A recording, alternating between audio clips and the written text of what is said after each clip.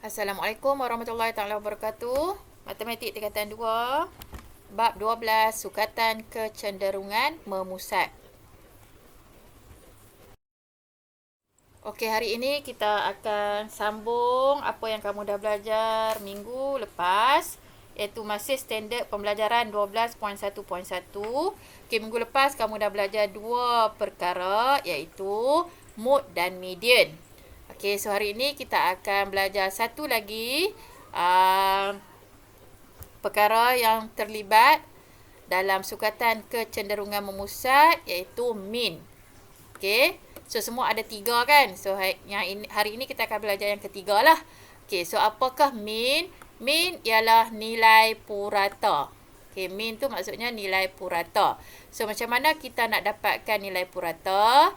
So mean bagi suatu set data ialah nilai yang diperoleh apabila jumlah nilai data dibahagikan. Okey, operasi yang terlibat ialah operasi bahagi dibahagikan dengan bilangan data. So ini formula untuk mencari mean. Nah, kena ingatlah nah, kena hafal lah. Nah, mean adalah jumlah nilai data bahagi bilangan data. Okey. So di sini ada imbas kembali. Imbas kembali ni bermakna kamu dah belajar masa tingkatan 1. Okey, so data dia ada dalam bentuk set atau dalam jadual kekerapan. Okey, kalau contoh yang pertama ni kita panggil set data. Maksudnya dia tidak tersusun. Dia bercampur. Okey, data tu bercampur. Susunannya tidak sistematik. So, apabila data itu dalam bentuk yang tidak sistematik, kita panggil set data.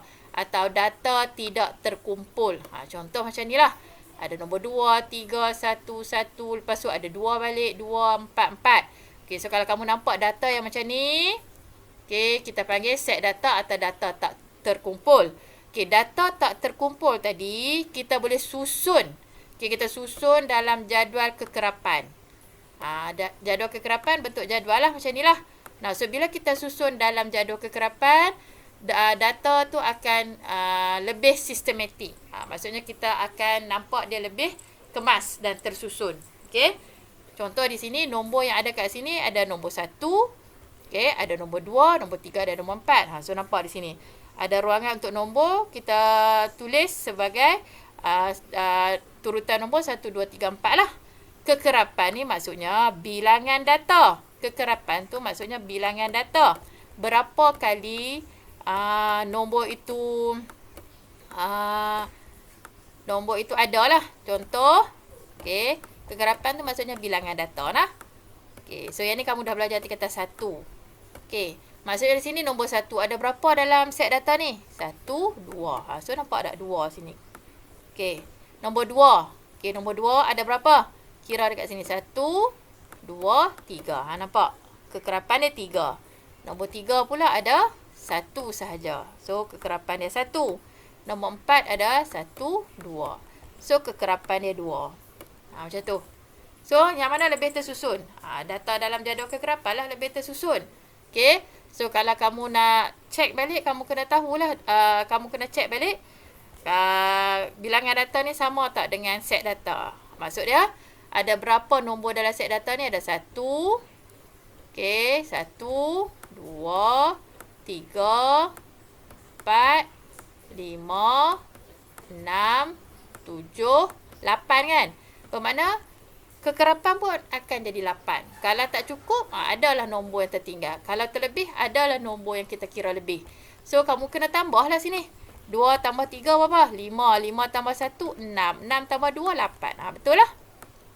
Nah, sama. Sini pun 8. Jadual kekerapan pun 8. Nah. Cuma bila dalam jadual kekerapan, kita nampak lebih sistematik.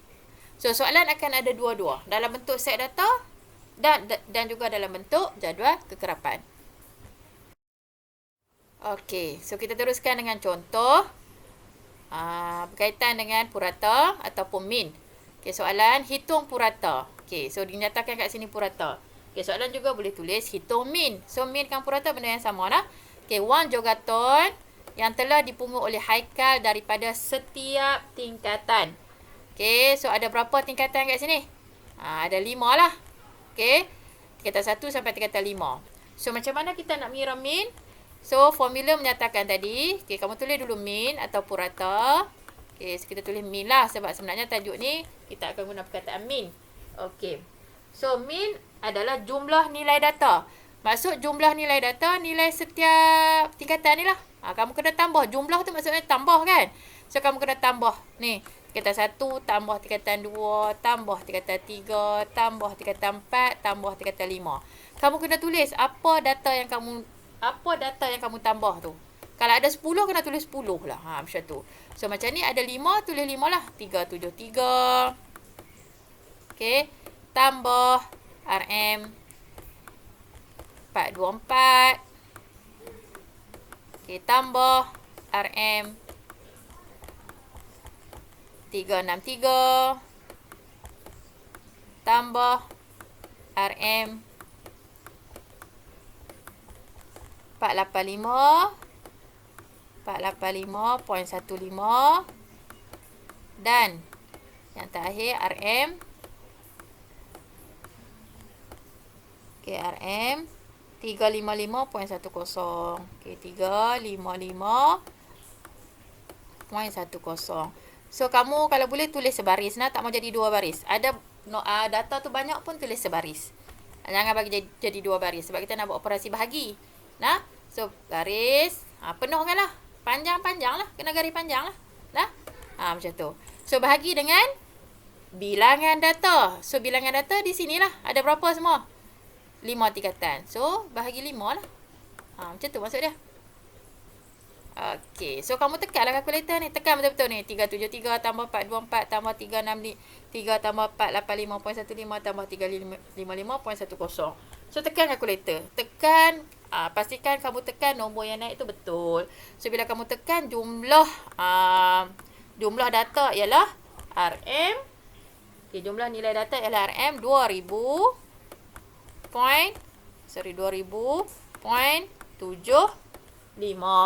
So, ni jumlah nilai data per dengan 5. So, tekan lagi sekali kalkulator. So, jawapan kamu akan dapat RM 400.15. Okey, boleh. So, purata ni lebih mudah berbanding antara tiga perkara tu yang paling susah, ada banyak step adalah median lah. Kedua purata. So, purata ni selalunya pelajar silap apabila membuat operasi tambah lah. Mungkin nilai dia tambah tu tak betul ataupun dia terlebih tambah atau dia juga boleh terkurang tambah. Sebab tu buat pengiraan matematik ni kena buat cermat lah. Tak boleh buat cincai-cincai. Sebab bila melibatkan data memang kena tepat. Okey. Okey, ada satu lagi contoh berkaitan dengan min. Okey, kali ni min adalah berkaitan dengan plot titik. Plot titik. Ingat balik ni tingkatan 1. Okey, yang ada titik-titik ni ada garis nombor, ada titik-titik atas dia ni. Ini nama dia plot titik ni. Okey. So, contoh plot titik menunjukkan keputusan kaji selidik berkenaan dengan pengambilan bilangan tin air berkarbonat yang diambil oleh 26 orang murid dalam sehari. So, sebenarnya 26 ni apa? 26 ni adalah, dia dah bagi dah kat kamu. 26 tu sebenarnya adalah bilangan data lah. Macam tadi dia tak bagi tahu bilangan data. Kamu kena ambil dekat data carta palang tadi. So, di sini dia bagi tahu dah bilangan data adalah 26. Okey. Hitung min bilangan tin air berkarbonat yang diambil oleh mereka dalam sehari. So, sama je kita tulis min. Okey. So, min sama dengan, okey, atas apa dah tadi? Jumlah nilai data. Jumlah nilai data, macam mana kita nak kira kalau plot titik ni? So, kena tengok betul-betul. Kalau tadi carta palang, dia dah ada nilai dah dekat kamu. Ambil terus je, tambah. Yang ni kamu tak boleh terus ambil titik ni. Kamu kena faham maksud titik ni. Sifar ni bermakna 4 yang bulat-bulat ni bilangan murid lah. Mewakili satu murid. Satu bulat ni, satu titik ni mewakili satu murid. So, bermakna yang tak minum air berkarbonat, iaitu Sifar ni dia tak minum lah. Ada 4 orang. Betul tak? Ada 4 orang. So, bermakna kamu kena darab. 4 ni darab dengan Sifar. Macam tu kita nak cari jumlah nilai data. So, 4 darab dengan Sifar. Okey. Tambah. Kenapa tambah? Sebab kita nak cari jumlah. Lepas tu kamu ambil ni pula. 3 darab 1. Okey. 3 darab dengan 1. Tambah lagi. Tambah lagi. Okey, yang seterusnya 2 titik tu darab 2. 2 darab 2. Okey. Tambah. Okey, yang seterusnya ada berapa titik? 2, 4, 5. 5 darab 3. Okey, 5 darab 3. Okey, tambah. Tambah berapa titik? 1, 2, 3. Kira betul-betul lah. 1, 2, 3, 4, 5, 6, 7. 7 darab 4. Tambah 7 darab 4.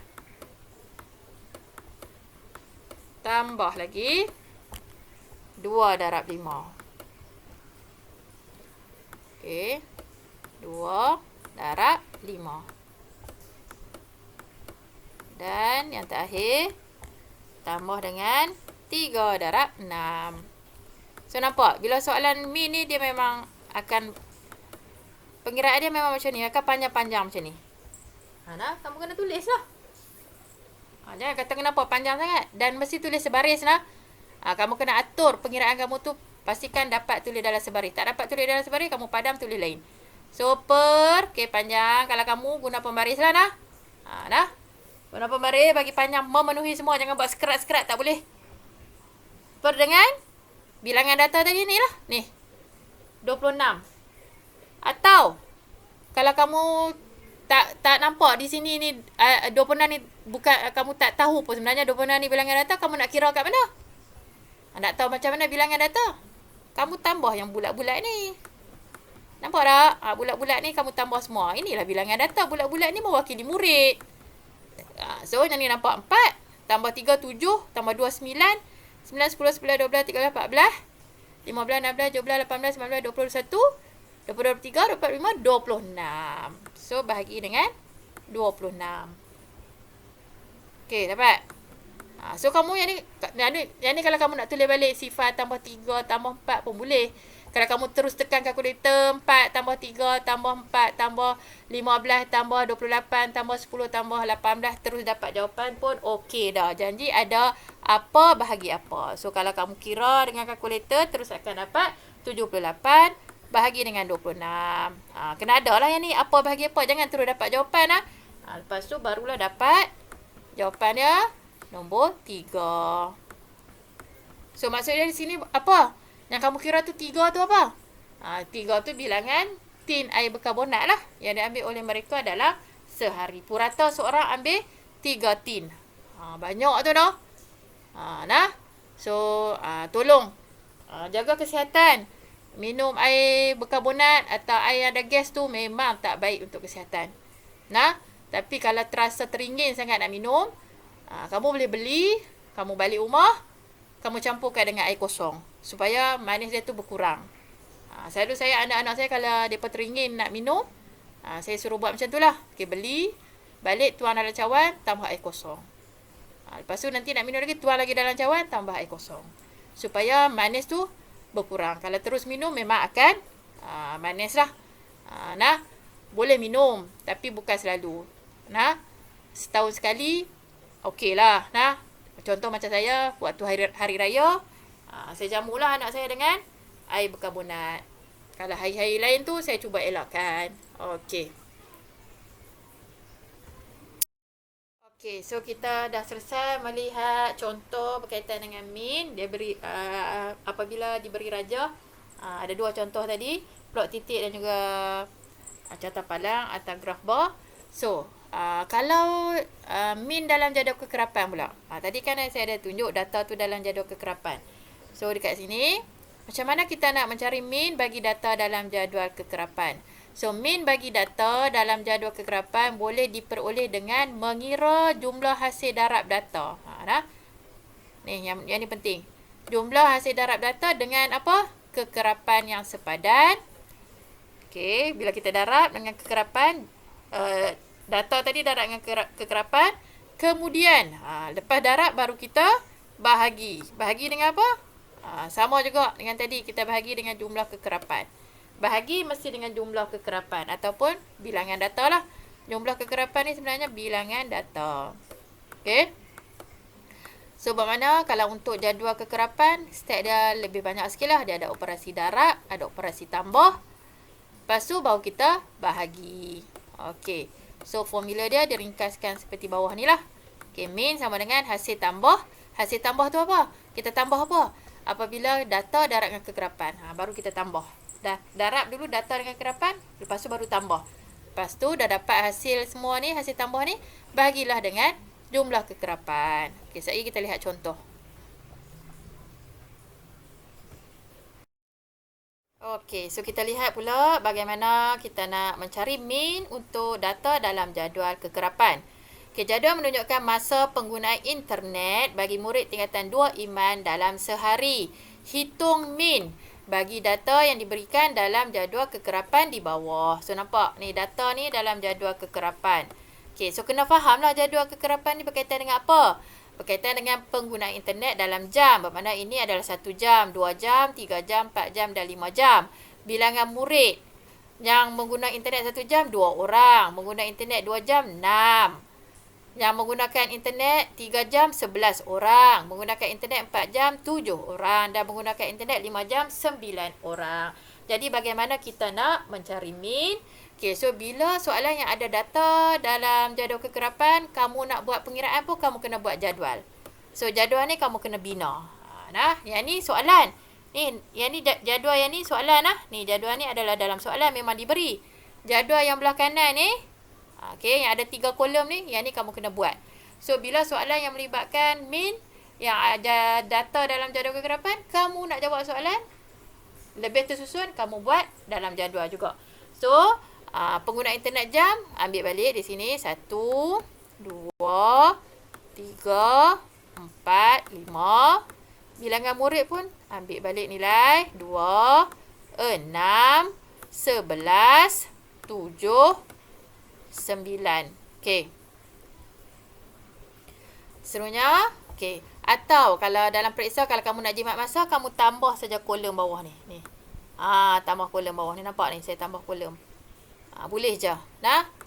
Ikut mana-mana nak tambah kolom pun boleh.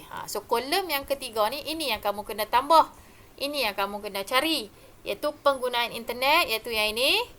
Okey, yang kolom yang pertama tadi. Darab dengan bilangan murid. Itulah yang formula tadi tu. Formula untuk menentukan kekerapan, menentukan min untuk data dalam jadual kekerapan. Maksudnya kita ambil hasil tambah. Kamu darab dulu, sekali lagi kamu tambah. Hasil tambah iaitu data dan kekerapan. Data yang ni, okey, data ni berkaitan dengan jam. Bilangan murid ni kekerapan. Okey, so kamu darab. Kedua-dua ni kamu darab.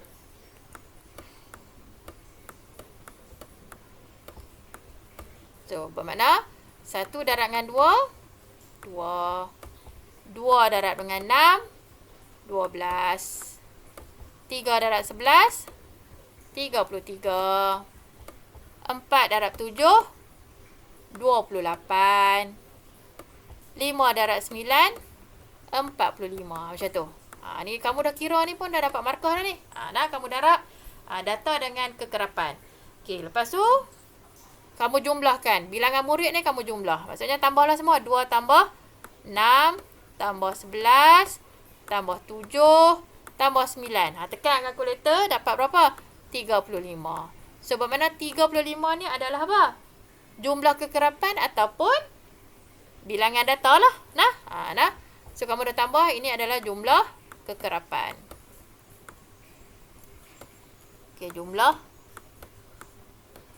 kekerapan. Okey.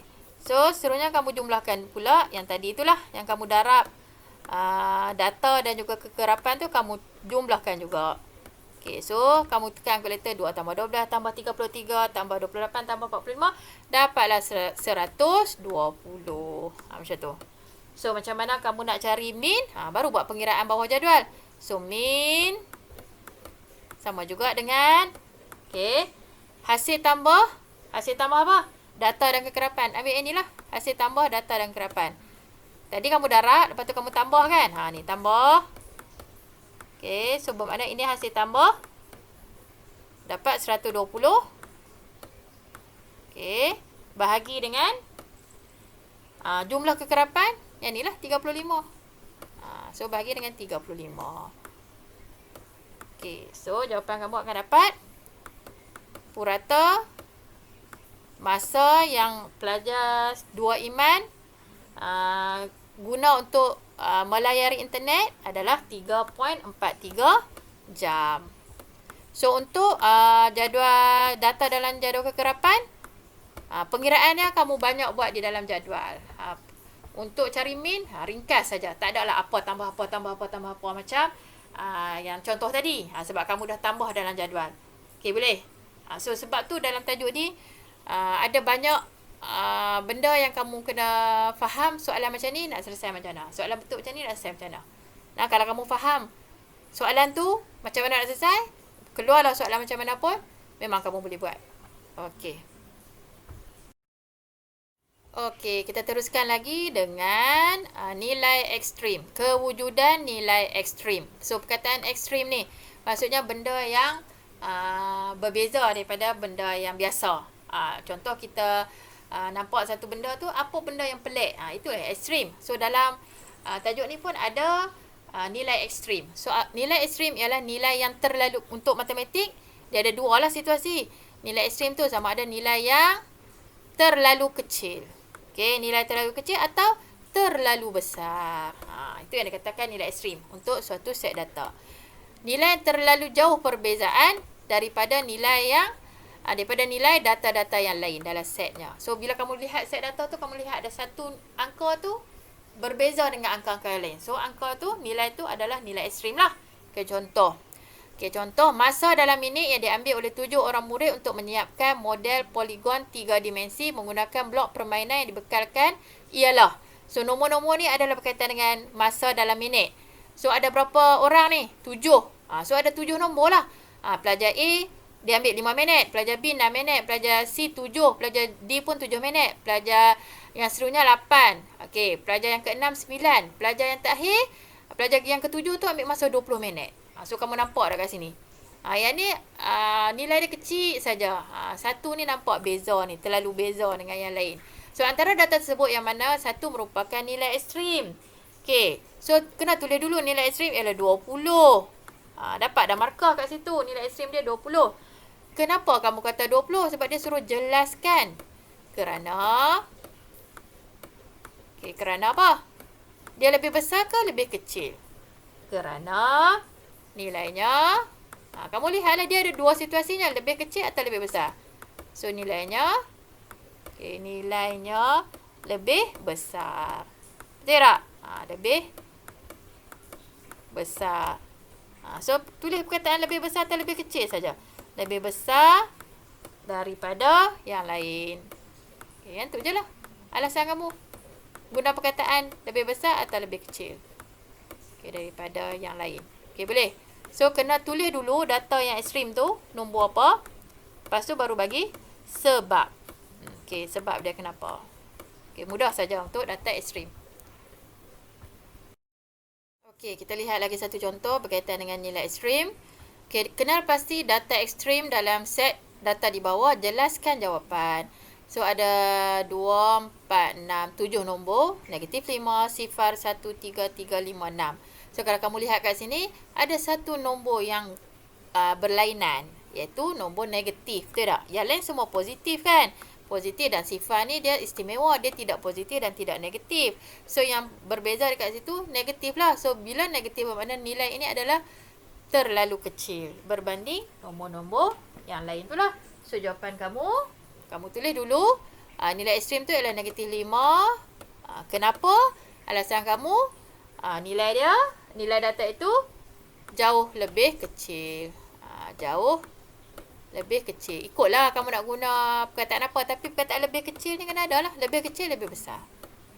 Faham tak maksud saya? So, kata kunci dia lebih kecil atau lebih besar. Itu sahaja. Hak lain, ayat lain tu kamu pilih sendirilah. So, yang lain tu kamu sambung tambah sendiri. Okey, so dua contoh tadi lebih besar, yang ni lebih kecil. Okey, apakah kesan nilai ekstrim tadi? So, apabila suatu nilai ekstrim wujud dalam set data, okey, macam tadi, nilai lebih kecil, nilai lebih besar, maka data tersebut akan mempengaruhi nilai mean. So, yang kita belajar 3 perkara, mood, median dengan mean. Yang akan beri kesan apabila ada nilai ekstrim ialah mean sahaja. Okey, nilai mood dan median tidak berubah. Hanya mean saja akan berubah bila ada nilai ekstrim.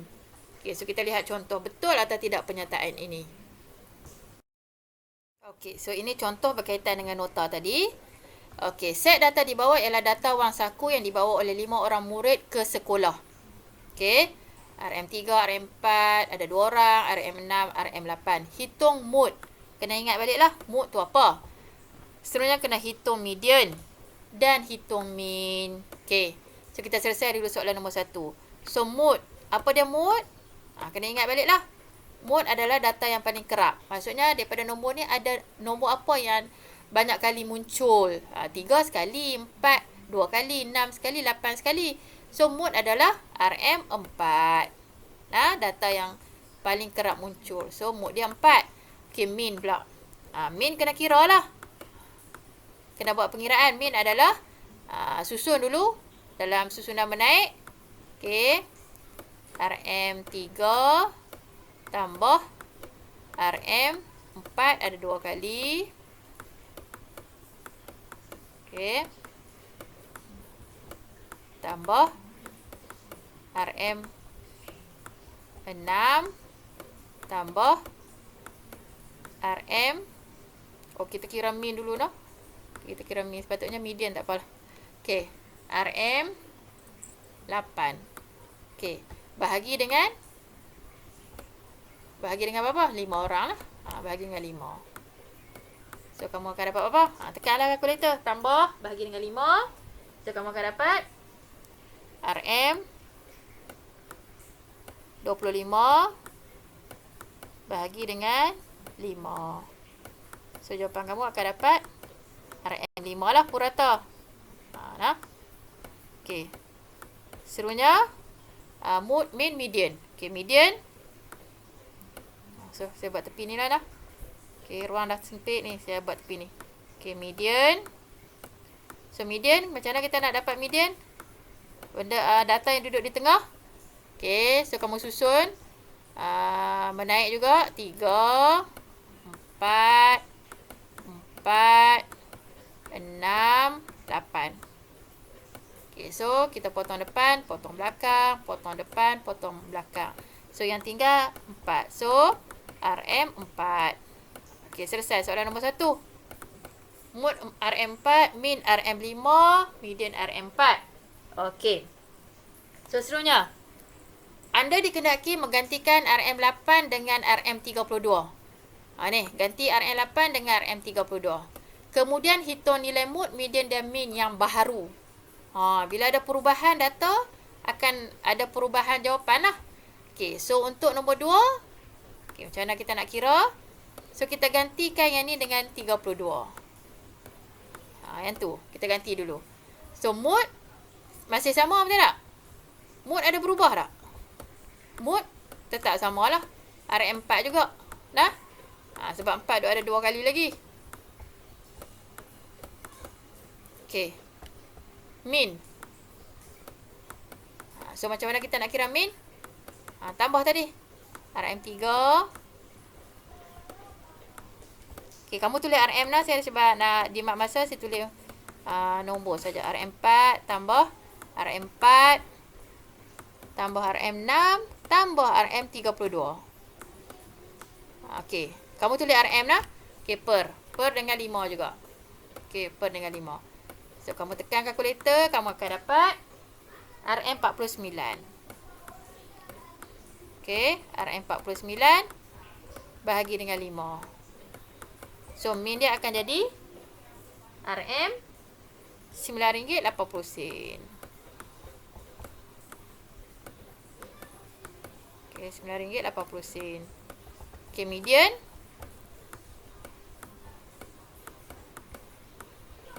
Okay, median kita susun juga macam tadi. 3, 4, 4, 6, 32. Potong depan, potong belakang, potong depan, potong belakang. So, sama. Tinggal depan, tengah adalah 4. So, ayat tadi kata apa? Okey, jika ada nilai ekstrim dalam data, nilai apa yang berubah? Nilai min yang berubah. So, kamu tengok kat sini. Sebelum kita tukar data tadi, min dia RM5.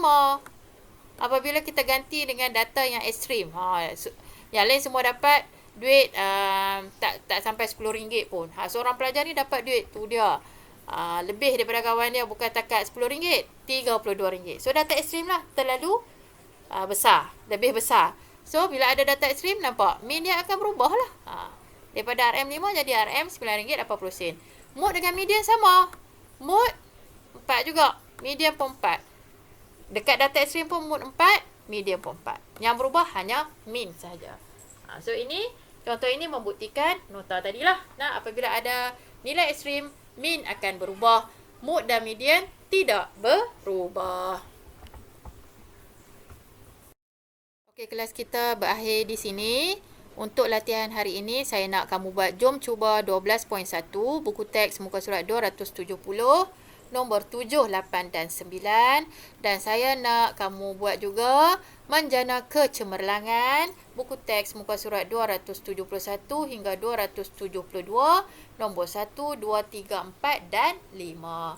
Okey, selamat belajar dan kita jumpa lagi. Assalamualaikum warahmatullahi taala wabarakatuh.